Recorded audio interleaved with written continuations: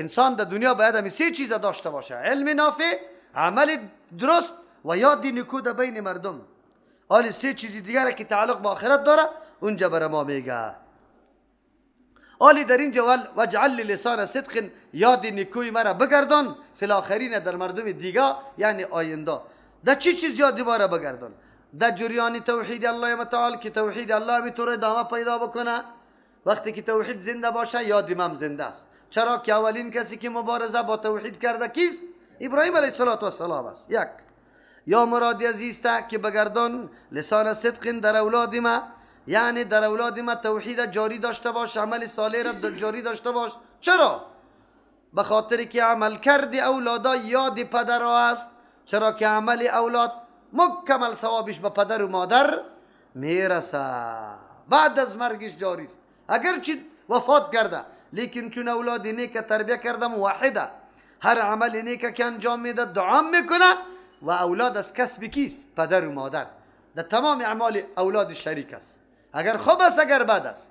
اگر برقاصی تربیه کرده که رقص میکنه اونجا انشالله عذاب میبینی. خودت قمارباز، بچه‌ت قمارباز، قمار را برش تعلیم داده، دزدی را برش تعلیم داده، نسل به نسل همینطور مانده، اونجا برات میرسه. غم نکو. 100 سالم تیر شده باشه از اولادی دموتر کارای بدش اثرش میرسه. از او خاطر انسان تربیه اولاد خدا بسیار دقیق شود که اولادش از جمله اعمالش است.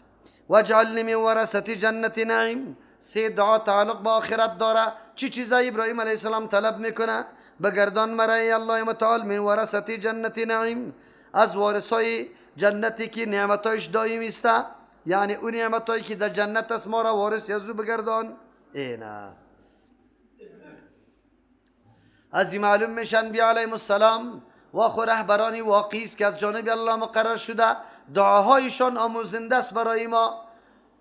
متصوفه پیدا شده، پیرای خود ساخته و میگه کسی که جنت طلب میکنه از دوزخ پناه میبره مشرک است، ما غیر از الله دیگه چیزا نمیخوایم. دروغ میگی بدبخت.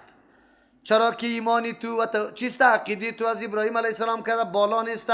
ابراهیم علیه السلام سوالی چی را کرده؟ جنت کرده. خود رسول الله چی میگه؟ اسأل الله الجنت و اعوذ من النار، از آتش ما پناه میگیریم. پیغمبری سوالا و جوابا را کرده، تو چطور میگی؟ یا از دروغ میگه. اصل توحید الله را هیچ نمیشناسه. توحید از عبارت از چیست؟ وحدت الوجود، که میگه کل جهان میبینی الله است. دروغ میگه. واغفر لی ابی، یک دعایش. دوم واغفر لی ابی انه کان من الضالین، بخشش بکو برای پدرم ای الله، یقینا از جمله مردمایی است که چیست؟ بیراه شده، بیراه است. سوالی ابراهیم علیه السلام خو یک پیشم تیر شده بود، بنا بر وعده بود و یقینش نآمده بود که سری گمراهی همینطور اصرار داره و باقی میمانه. خو زمانی که برش معلوم شد که اصرار سری گمراهی داره، بعد از او براءت خود اعلان کرده ابراهیم علیه السلام. این دوم دعا بود. واغفر لی ابی انه کان من الضالین. لیکن درس عظیم است برای ما و شما که همیشه پدر مادر امروی آدم موافق نظریه نمی باشه. این خوشبختی است که کلی خاندان یک قسم فکر مفکوره داشته باشه. نه، همیشه اینطور نیست. تو مدرسه را خوانده، ترجمه قرآن خوانده، کلی معلومات برات حاصل شده، زمانی که در خانه میری پدر و مادر گپیت نمیپذیره، کدام را اختیار کو؟ راه دعا را اختیار کو، از الله متعال طلب بکو هدایت به پدر و مادر. ابراهیم علیه السلام با وصفی که پدرش پیر است، پیر فقط چیست؟ راهنمای بزرگ شرک است. بازم دعا برش میکنه به این خاطر که او شاید ایمان بیاره، لیکن زمانی که برش حقیقت واضح شد که پدر به هیچ وجه ایمان نمیاره، توحید نمیپذیره، بعد از اعلان بیزاری کرده، تو خاری زحمتی تخاب بکن سری پدر و مادر، دعا برش بکن، دعوت برش بده، دلیل برش ارائه بکن، بسیار بنرمی. ولا تخزینی یوم یبعثون. سه دعا متعلق آخرت شد. مرا شرمنده و رسوا نسازی یا الله متعال. یوم یبعثون، در روزی که مردم زنده کرده میشه در میدان، در روز قیامت. در حدیث میآید ابراهیم علیه السلام در اون جمع مطالبه میکنه به الله که یا الله پدر مرا اگر در جهنم ببری، تو قطعا وعده کرده که تو را شرمنده و رسوا نمیسازم، پدرم در جهنم بره، خو شرمندگی است. الله متعال پدرش شکلش برش پیش میکنه. زمانی که ابراهیم علیه السلام پایین سعی میکنه شکل پدر که میبینه، از اول که دیده بود خود ترحمش آمد. زمانی که شکل بدی از او را میبینه آنقدر نفرت از پیش میکنه که پرسان نکنه. والله اعلان میکنه که ما سر کفار و مشرک جنت خدا چی کرده؟ حرام کرده. دیگه بسیار درس عظیم است. ابراهیم علیه السلام با اونو قدر مرتبه و منزلت خود نجات به پدر خود داده نمیتونه، به خاطر که مشرک است، دعوت به شرک داده. پس این مردم ها چرا این قدر در غفلت هسته؟ میگه ما سید هستیم، ما خونزاده هستیم، ما صاحب زاده هستیم، ما میازاده هستیم. اینه میگه پارا بری خود افتخار دانسته او خودش قمار میزنه، شرک میکنه، این کارا را میکنه. امروز کلی بدبختی در او کسی است که خود منصوب به چی میگیره؟ رسول الله. نام خود سادات میمانه. تمام جادوگری را کی میکنه؟ همین مردم. این مردم که خود سادات میگه، به خاطر از اینکه نعوذ بالله شرافت و عزت و مقام پیغمبر را دیگه چی کنه؟ لکه‌دار بسازه. از ابو خاطر جرمی از یار دبل است. چرا که یا دو خیانت کرده. پیغمبر علیه السلام برآمده بود برای نفی شرک، از بین بردن شرک و دعوت به سوی توحید، یا دعوت به سوی شرک میده و نفی چی میکنه؟ توحید میکنه. همین طور است خودتان میبینی.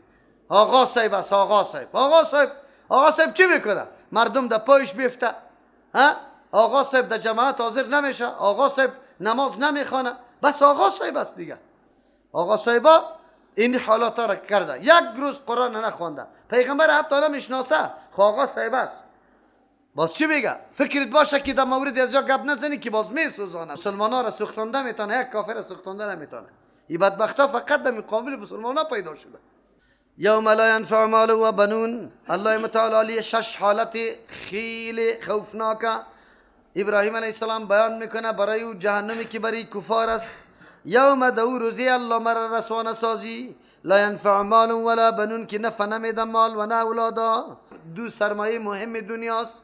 در دنیا انسان سری اولاد خود خیلی مینازه، سری مال خود مینازه. چرا؟ بنیه اقتصادی توسط مال قوی میشه، بنیه حکومت و سلطه‌جویی توسط اولادای زیاد. در دنیا سرش خیلی فخر میکنی، افتخار میکنی، به کس سعی نمیکنی. الله متعال میگه تو روز میرسه که مال اولاد هیچ کدامش نفع نمیده، البته از کافر است. الا من اتى الله، مگر او کسی که آمدن کنه در پیش الله متعال. ابراهیم علیه السلام اشاره میکنه سرمایه نجات انسان چیست؟ مال، اولادی، گپا، جمع آوری. همو کسایی که به خاطرش کلی عمرت ضایع کردی، نه نماز خوندی، نه حلال و حرام سعی کردی، به خاطر اولادا، به خاطر مال وقتی خدا چی کردی؟ نه در ترجمه قرآن آمده تانستی به خاطر جمع کردن مال. امروز چی میکنه؟ نجات داده میتونه تا نه؟ الا من اتى الله، مگر کسی که میاد پیش الله متعال بقلب سلیم، با قلبی که مکمل پاک باشه. اشاره میکنه که رابطه محکم قلب با قالب است. قلب اینمی جسد انسان، بیرون ظاهر انسان، قطع باطن انسان یک رابطه مستحکم داره. همیشه اثرات اعمال ما نتایج عقیده ماست. چه رقم که عقیده سمو رقم عمل است. پس عالی معلوم شده مو بعضی کسا که نه نماز میخوانه، نه روزه میگیره، باز نه حجاب میکنه مثلا، نه ریش میگذاره، نه پابند سنتای پیغمبر علیه السلام است. باز وقتی که برش تو توصیه میکنی که اینی کار انجام بدی چی میگه؟ دل پاک دل، گپ در سری چی نیست؟ این گپا نیست، گپ در سری نماز نیست. دروغ گوی. دل که پاک باشه این کارا میشه. دل تو که ترس از الله داشته باشه، عقیده و باور به دین داشته باشه، یک کار ترک نمیکنی، بالکل انجام میدی. میگه دل پاک و دل. یک خواهر مرا میگفت که مولوی صاحب من خواهی روی خدا پت نمیکنم ولو که در هر جای باشه، ولی قلبم پاک است. قلبی تو خود پاک است، خود ناپاکای دیگه پیدا میشه. قلبای ناپاکا رو چطور کنیم؟ قلبی تو پاک است. قلبی تو اگر پاک باشه، حالی تو دستورات الهی را سربی چشم خود جور میکنی. فرمان الله است. الله، فقط الله برای تو فرمان داده. قلبی تو پاک است یا ناپاک است گپ ما نمیگیم، او به الله تعلق داره. اما تو فرمان الله را پیش ببر. از امو خاطر که همه اعمال انسان نتیجه ثمره کیسته؟ عقیده. که عقیده چی رقم است؟ یکی. باز چی میگه؟ بقلب سلیم، به قلبی که سلیم باشه. از چی سلیم باشه؟ مرضای شک و شبهه دو نباشه، نه مرض شهوت دو باشه، و نه مرض شبهه. مرض شبهه تعلق به عقیده داره که انسان در عقیده خراب میکنه، و نه مرض شهوت که انسان در عمل خطا میکنه. هر دویش موجود نباشه. یا مراد از قلب سلیم ایمانا که از شرک و محبت دنیا بالکل پاک باشه، شرک هم نمیکنی، محبت دنیا را هم نداری. بعضی میگه سلیم باشه از وجودی غیر الله، در قلب تو غیر الله قطعا موجود نباشه، کل هم و غمت اما چیزی به الله سپرده باشه. لیکن ابن قیم رحمه الله نوشته میکنه که سلامت قلب موقوف بالای 5 چیز است. چند چیز است؟ 5 چیز. اول پاک بودن قلب از شرک، دوم پاک بودن قلب از بدعت، سوم پاک بودن قلب از شهوت، چهارم پاک بودن قلب از غفلت، پنجم پاک بودن قلب از پیروی خواهشات، که تو پیروی خواهشات نکنی. هر وقت که اینی 5 چیز تحقق پیدا کرد قلبت سلیم است. ابراهیم علیه السلام میگه که در اونجا نجات به کسی است که اینی طور قلب سلیم داشته باشه، در رأسش مسئله که شرک نداشته باشه. و ازلفت الجنه للمتقین، نزدیک کرده میشه جنت برای متقین. متقین کسایی است که به بسیار احتیاط در دنیا زندگی کرده. معاویه رضی الله عنه از کسی سوال میکنه که تقوا چی را میگه، صحابی دیگه برش تشریح میکنه تقوا چی را میگه. در راه یک دم خارا چی شده؟ بگه انداخته شده، یک دم خار است. حالی دمی رایی که خاردار است چی رقم رفتار میکنی؟ پایت بسیار به احتیاط میمونی که در خار دکه نکنه. اینه می قسم در دنیا اگر همی قسم زندگی کردی، در هر معامله فقط الله در یادت سوال میکنی که برم جایز است یا ناجایز، رواست یا ناروا، ثواب داره یا نیکی عذاب داره. اینی طور زندگی، اینی در قلب سلیم میگه جی تقوا میگه. و برزت الجحیم للغاوین، فکرتان باشه که جنت تنها برای مؤمنان نمیگه، مؤمنان یادی تذکیری میراثی. متقین میگه. اما متقین کسی است که در عمل ایمان خود پیاده کرده، تقاضای ایمان خود تکمیل کرده، چیزی که ایمان از پیش تقاضا کرده. و برزت الجحیم للغاوین، آشکارا کرده میشه جهنم برای کسایی که غاوین است و مردمان مشرکین، کسایی که عبادت غیر الله را کرده، سرکشی کرده. چرا؟ بزرگترین سرکش کسی است که حقی که الله از الله از تو را میگیره به غیر الله میده، نعوذ بالله. از او خاطر بزرگترین غاوین اموسته. امام راغب رحمه الله میفرماید جهل و گمراهی، فساد عقیده سرچشمه تمامی بدبختی هاست. کلی بدبختی هاست چی پیدا میشه؟ نادانی و جهالت. یکی عقیده غلط و نادرست. وقتی عقیده غلط باشه راه غلط میپیمایی. و قیل لهم اینما کنتم تعبدون، حالت خوفناک جهنمیار ابراهیم علیه السلام در اینجا بیان میکنه. گفته میشه برشان اینما کنتم تعبدون، کجا بوده شما که عبادت میکردی من دون الله بغیر از الله، هل ینصرونکم، آیا امداد کرده میتونه شما را، او ینتصرون یا بدلم گرفته میتونه انتقام برای خود، یعنی عذاب از خود دفع کرده میتونه. فکبکبوا فیها، بر روی انداخته میشه فیها در می جهنم، هم معبودا والغاوون عابدا، هر دو طایفه.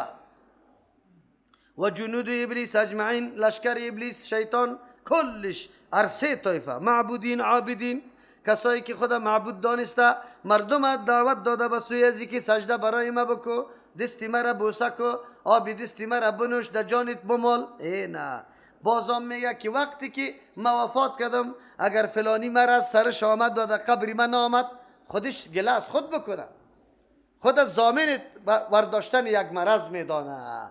همین طور است این پیرای گمراه کلش همین طور میباشه. مریدای خود طوری چی کرده که پرسان نکن، فلان درد ما دواستم، بعد در پیش ما بیا. قالوا و هم فیها یختصمون، میگوین در حالی که در اونجا یکی با دیگه نزاع داره، گفتگو داره. چی میگن؟ آلی در اینجا الله متعال 5 سخن حسرت آمیزی همی مردم را بیان میکنه. کدام؟ تالله قسم بالله این کننا لفی ضلال مبین، یقینا ما در گمراهی خیلی آشکارا بودیم، سخت آشکارا. یک انسان عاجزه مثل خدا که او هم بیچاره در تشناب میرفت، من میرفتم، او هم خوردن میکرد، من میخوردن، اون نوشیدن، اون محتاج، من محتاج، مرض سر از اون میامد، سری من میامد، تورم میگرفت، مرم میگرفت، من میرفتم او عبادت ازوره میکردم. سخت در گمراهی آشکارا بودیم، الله را گذاشته بودیم به مخلوق.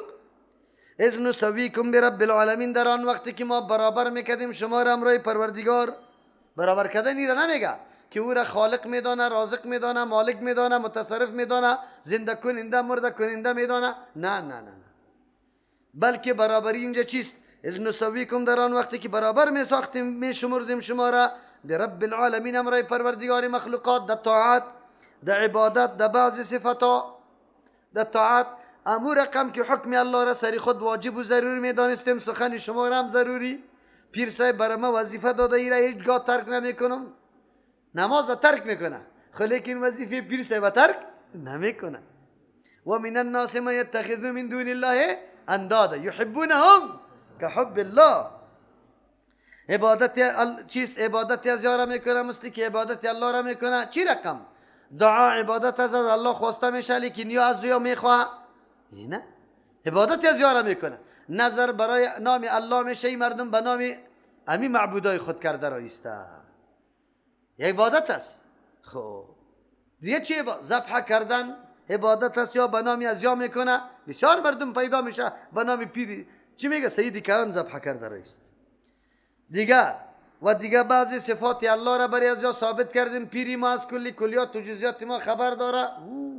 نه خب پیری ما قیوم زمان است، کل دارات نظام دنیا در اراده از می چله.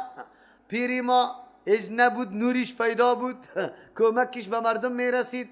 این به رسول الله رسیده به خاطری که چیسته نامش سیف الرحمن شده، به خاطری که شمشیری الله بوده. در جنگ بدر پیغمبر امداد کرده. این ثابت کردن صفت الله برای کیسته؟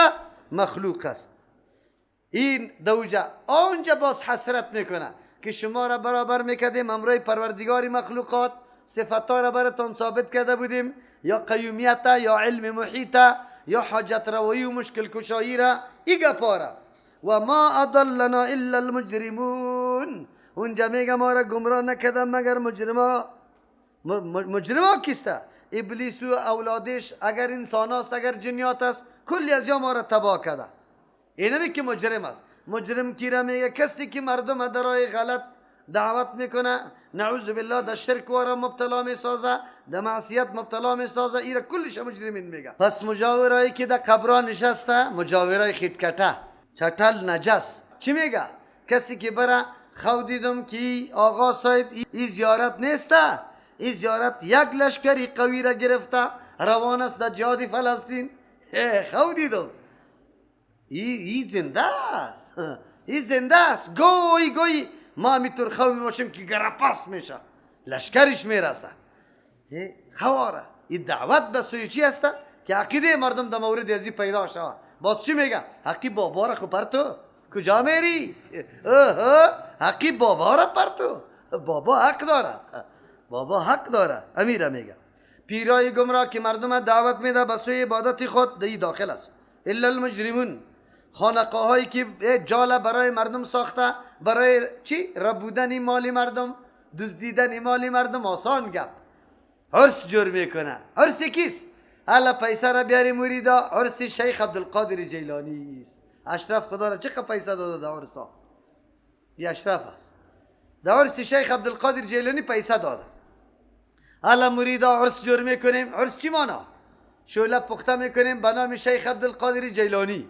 حالا بیاری 5 بوجی برنج احمد میاره، برنج علا، 5 تیر گوشت دیگهش در زمین خود گرفته بگوی، 1 بوجی بوره را دیگه، چاکلیتا را دیگه، چای سبز دیگه، نمک دیگه، کچالو را دیگه بگوی دیگه، روغن دیگه، کلش جمع میشه اوجا. او بدبخت باز میگیره 5 تیر چیستا برنجی پرمله، شوله چی جور میکنه؟ شوله اوگین که هر چی میخوری نصیر شوی. باز چی میگه بدبختا میگه این برکت داشت شوله آقا صاحب که هزاران نفر آمد خورد خلاص نشد. او بدبخت کلی خرچی 2 ساله خدا سری مریدا پوره کرد دیگه. خودش هر روز پلوی چی؟ برنج علا را میزنه، گوشت هم همونطور. عجیب است دنیا که کلچه جمع شده میباشه، کلچه جمع شده میباشه. ای را مردم میگه مجرمین اینمی هسته که همیشه شیطانای جنین بازیار را چی میکنه؟ بگوی کمک میکنه. بعضیش خیلی هوشیار است، مریدای خدا گفته گوسفند، چاکلیت چی میگه؟ برنج. او که هر کدامش میگه چرا اینقدر تکلیف کشیدی بزغاله را آوردی؟ او مردکه میگه کی خودش خبر نیست، کی را خبر کرد من آوردم. او اینه. او گای شیطانا برش میگه زنکای شیخ خالی زیاد پیدا شده. مردم که پیشش میره برش میگه خو خانه تان دروازش طرف شرق است، رنگش اینی رقم است، میمان خانه تان اینی رقم پرده و ازا، دویلی تان 4 دانه درخت است، یکیش از زردالوست، دویش از توت است، یکیش هم از سیب است. او این کلی گپا را میگه. مردم ایران میمانه. خوب شدی که زود رسیدی، اگر نمی آمدی گپت خلاص بود. برو یک چاره میکنم من. بسیار ناوقت آمده، بسیار بیغوری کردی، تو سعی کن. تو تباه شده بودی، باز برات میگه ای طور جادو سرت شده که هیچ پرسان نکن. 3 روز زنی بیادر کسی نو در خانه تو آمده؟ بیادرم نو توی کده. مادر ازو کده. برو وقت در جنی و تاویزی چیسته سابقه از درو کونه را نوشته کده، نامم از تو فعلا میخواه. نام مادری چیست؟ نام مادری تا که گرفت او را نوشته میکنه در جنی میده. باز برات میگه آدرس، برو دمو سردری در طرف چپی دروازه ببی که چی هست. یعنی وقتی میای اوجا میری که تاویز میکشی که اوه راستی ولی گپ هسته.